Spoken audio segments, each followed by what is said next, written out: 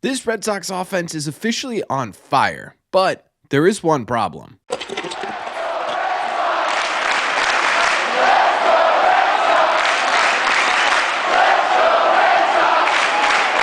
What is going on, everybody? Welcome back to Red Sea Radio. My name is Corbin. The Boston Red Sox just won their second series in a row and second series since the All-Star break, taking 2 out of 3 games from the Texas Rangers, which officially puts them at 59-51 on the season. Problem with that is that everyone else happens to be winning too, so they are still 6.5 games out of first place, as well as 2 games out of a playoff spot. However, specifically talking about this series in particular, there was a lot of good to take away with it. There was also some really interesting bad news that we got to talk about as well. So that's exactly what we are going to do in today's video. That is break down this series and talk about how it could impact 2024. Thank you all very much for clicking on this one.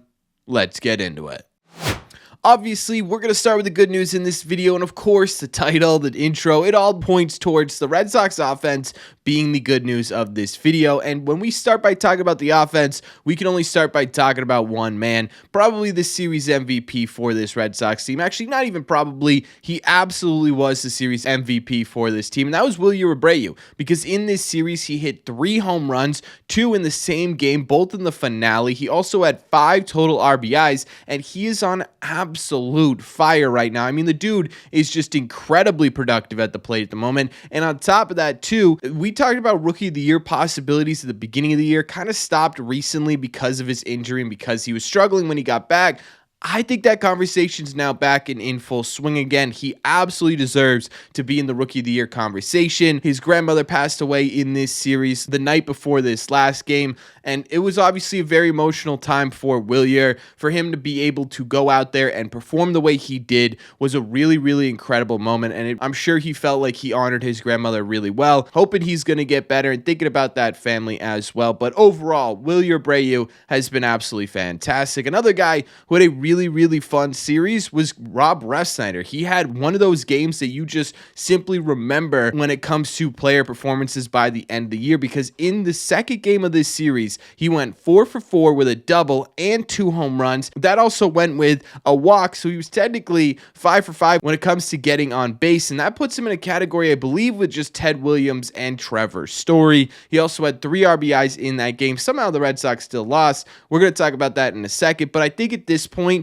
we got to give Chaim Bloom some credit here for seeing the vision with Rob Refsnyder and getting him locked up for this year. This would have been a guy that people would have been heated about the Red Sox not bringing back if he had gone to free agency and signed a 1-year deal with the White Sox and was doing this. So I'm happy that he is on this team because, again, it's a ton of fun to watch. Jarren Duran also continues to be just one of the best players in Major League Baseball. He had at least 1 hit in every single game. This included another league-leading triple, a double, and a home run. He hit for the cycle in a series. I don't know if that really counts as anything. Just a fun way to put it. He also had a couple of RBIs mixed in there as well. There was a scary moment where it looked like Duran may have had to come out of the game, but he came back, he stayed in, and he was in there the next day, absolutely slapping home runs to dead center. So he looks like he's all right, but man, that was terrifying. If Jarren Duran had gone down, boy, it would have been hard to see the vision for the rest of the season. He's just been that good and that important to this Red Sox team. And speaking of important for the Red Sox, Rafael Devers continues to be one of the best hitters on planet Earth right now.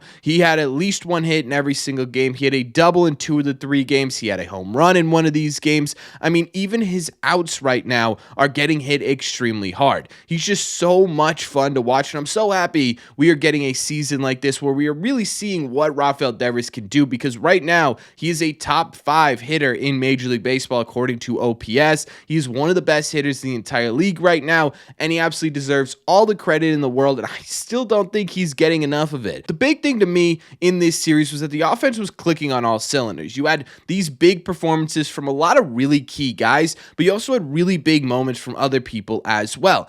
Don Rafaela continues to emerge as a great overall player at the big league level. He had 2 multi-hit games in here. He also had a home run and 2 RBIs. David Hamilton came back to life in the finale with 2 hits, including a home home run, and the Sox really needed to get him right, so hopefully this is a sign that he is getting right. And shout out Nick Sogard, man. He just came up the other day, and he's already producing for this Red Sox team. His first hit at the big league level was a massive 2 RBI single right up the middle, right? And Nick Sogard specifically is just a ton of fun to watch at the plate. He's putting together really solid at-bats at the major league level.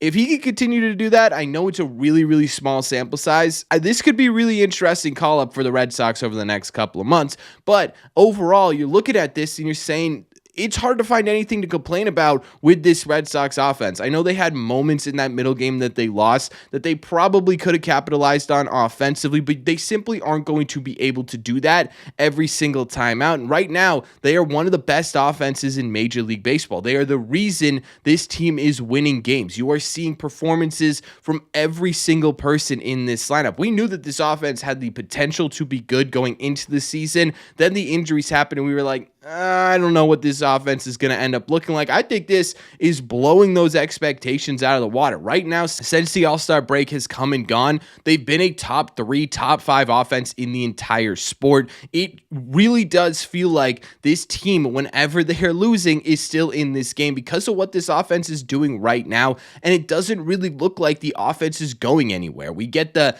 yeah, but all the time with this Red Sox team, and they continue to prove those buts wrong. But this time, I don't know. You're starting to get Tristan Casas back. Vaughn Grissom's on the mend and could possibly rejoin this team. You added Nick Sogard. Tyler O'Neill will be healthy for the next series. I mean, these are bigger pieces here that are getting healthier and being added to the Sox. It's not like they're going into the dog days of summer fully beat up with not really a whole lot in terms of reinforcements on the horizon. They've got a bunch of reinforcements here that could be ready and rearing to go as guys start to fall down a little bit and stumble statistically with this sort of dog day mentality where these guys are just flat out banged up. I mean, all of them are banged up, but they continue to do this thing, man, and it is vitally important for this Red Sox team right now because on the pitching side of things, they're creating pretty big reasons for this Red Sox team to have some pretty epic comebacks. But before we get into the pitching, do me a favor, make sure you guys have hit that subscribe button if you haven't already. If you're new here, we talk Red Sox content almost every single day.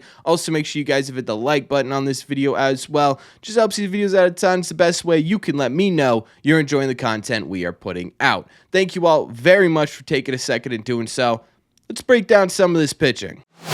When I talk about pitching creating these scenarios for the Red Sox offense to have to come back from, I'm specifically talking about this rotation that feels, despite the fact that hitting a home run is one of the hardest things to do in the entirety of sports, that they can't keep the baseball in the yard right now. They are giving up a ton of home runs. In fact, the most in Major League Baseball since the All-Star break. Cutter Crawford now has the most home runs given up in the entire sport because in his stat line, he made history a little bit by going 5 1/3 innings, allowing 5 earned runs on 4 separate home runs and struck out 5. That is now 12 in his last 3 games. Again, an MLB record. For him, it's just about pitch locations. He's leaving a whole lot of easy pitches to hit right in the center of the zone here, and big league hitters are absolutely crushing them. The solution to me feels pretty easy, right? Fix the location of those pitches, and you're probably giving up less home runs than you're giving up right now, but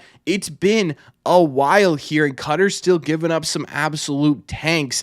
So I don't know if there's something bigger going on here, and we're going to talk about that in a second because I actually know there's something bigger going on here, but it's more of an overarching thing with this rotation because Tanner Houck also gave up a couple of big bombs. On top of that, this looked like a very Tanner Houck 2023-esque start. It was really, really solid to begin the game.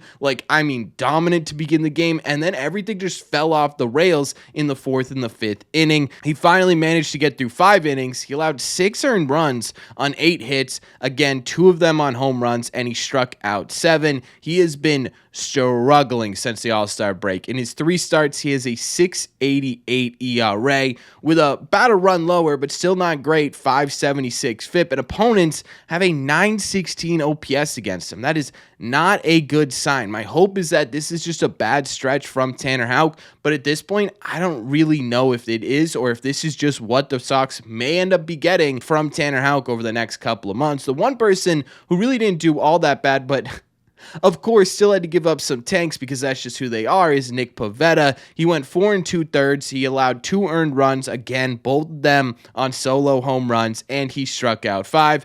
Probably could have gone deeper into this game.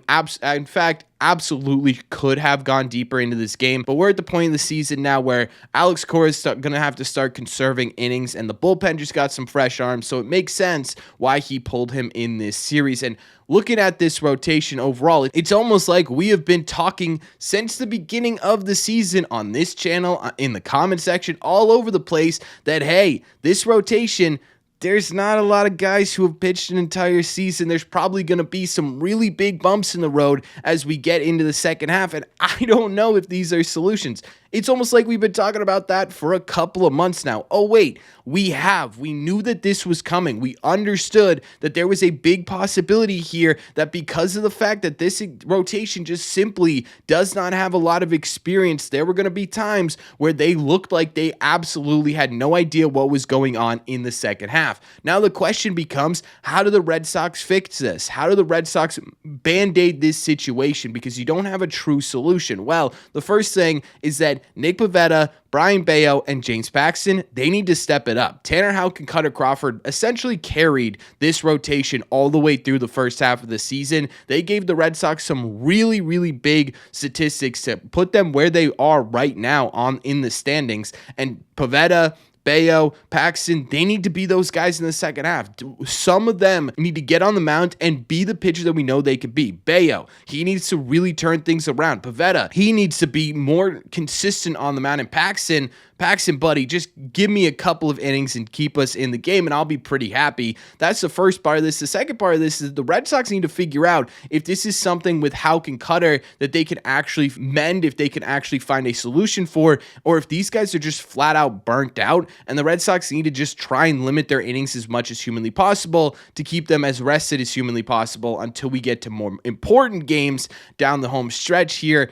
I don't know if there's an answer to that. Maybe a 6-man rotation for a little bit but they aren't going to bring Quinn Priester up here until they have control over him for another year. So you're probably looking at 17, 18 more days. You got a while on that. So I don't know how the Red Sox fix this, but it's been clear, it is clear, it's going to be clear that the Red Sox simply are running out of gas in this rotation. The bullpen, in my opinion, was actually really solid. I know Bernardino had that bad outing, but you got really good outings from Lucas Sims and Luis Garcia. You got pretty good outings from Zach Kelly. You got good outings from most of this team in terms of the bullpen. And honestly, the bullpen's one area where I'm not super worried about it. They sort of cut the fat when it came to guys who are really struggling in that bullpen. They have the guys who, at the bare minimum, in my opinion, have the highest chance of turning it around. You added, and you're getting Chris Martin back probably sometime this week. I think the bullpen pretty quickly here becomes a strength of this team, and I think we start to see the beginning of that in this series. Overall, looking at this one, I mean, the Sox are still winning the series, right? They're winning series basically because their offense is on another level right now,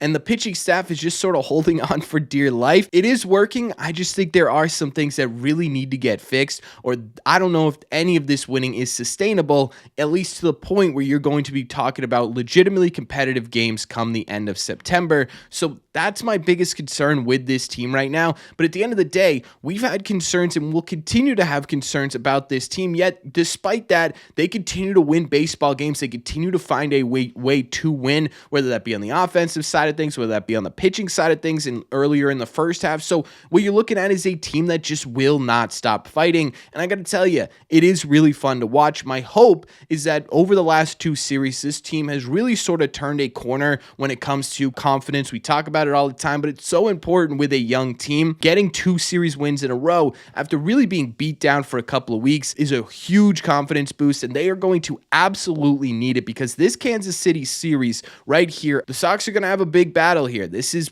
probably one of the more important series of the year, and we say that about basically every series right now because all of them are important. If you want to play meaningful baseball in October, you got to win right here, right now, and I am hoping that this series was exactly what the Sox needed to get themselves right to go in there and make a absolute statement. But we're going to have to wait and see on that. So until then, let me know in the comment section down below, what'd you think of this series? Did you like it? Did you not like it? What were the big standouts for you, either positive or negative? And how do you think it all impacts 2024? As always, if you made it to the end of this video, do me a favor. Make sure you guys have hit that subscribe button if you haven't already. If you're new here, like I said, we talk Sox almost every single day. Also, make sure you guys have hit the like button on this video as well. Again, just helps these videos out a ton, and it's the best way you can let me know you're enjoying the content we are putting out. Don't forget, you can always get these episodes in podcast form if you want to listen instead of watch. All you got to do is head over to your favorite podcasting app and look up Red Seat Radio. Thank you all very much for clicking on this one, and I will see you